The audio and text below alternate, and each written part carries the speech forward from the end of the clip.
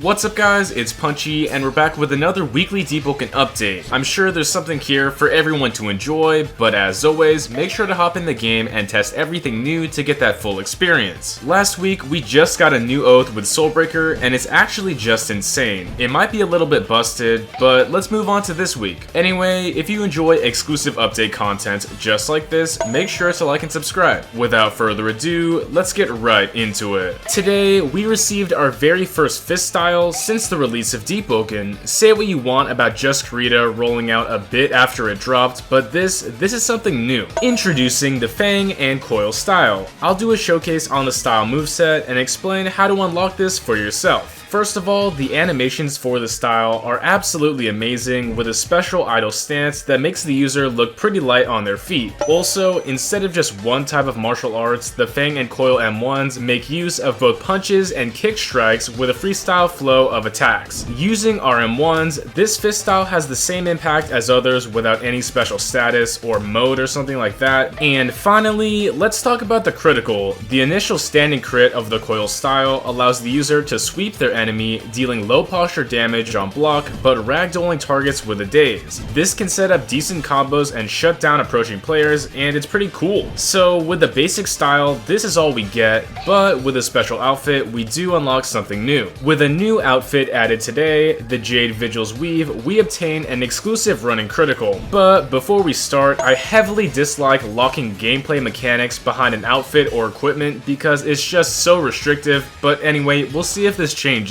The running critical allows the user to somersault towards their enemy, knocking them down. You can also press M2 to cancel your momentum early to catch players at a closer range. Overall, it's really cool, and that's all for the Fang and Coil style, but let's discuss how to unlock it and the outfit. To obtain this, you have to start with high rep in Etris, defeat a World Serpent without it reaching Vigils, and finally interact with a new NPC to obtain the style. Also, to get the outfit, it drops from World Event, which works for the style unlock. Also added in today's update was a pretty interesting update to gliders that we've never really seen before because it just wasn't working. So when gliding, we always descend towards the floor, but now if we hover over a set campfire, we'll be getting an updraft or boost back into the air. It's a small but interesting update that makes the game feel more real, and I really like that. Onto some overall content updates, we've actually received an entirely new sprinting animation. Found in new servers, this is what it would look like with a new sprint animation, which looks a bit more dynamic than the original, but let me know your thoughts down below. Did they cook with this, or was the old one your favorite? Finally, as a small bonus, there is now a word glossary when it comes to lore and key information provided by NPCs or bosses. Highlighted words that pop up will come with information which can be opened and viewed by pressing further, getting more people into the lore. Beginning our balance with some highlights from today's update, let's start off with an oath that some people kind of forgot about. Starting with VISIONSHAPER, there were some positive balance changes made with both buffs and nerfs to its overall kit. To start with, some adjustments were made to VISIONSHAPER servants which allowed them to copy user running attacks, which wasn't possible before. Aerials and normal M1s were standard, but now there's a bit more they can do. In addition to the attack changes, they now have a max range to copy your abilities, meaning your clones won't always work if they're too far away from you. Finally, with the clones,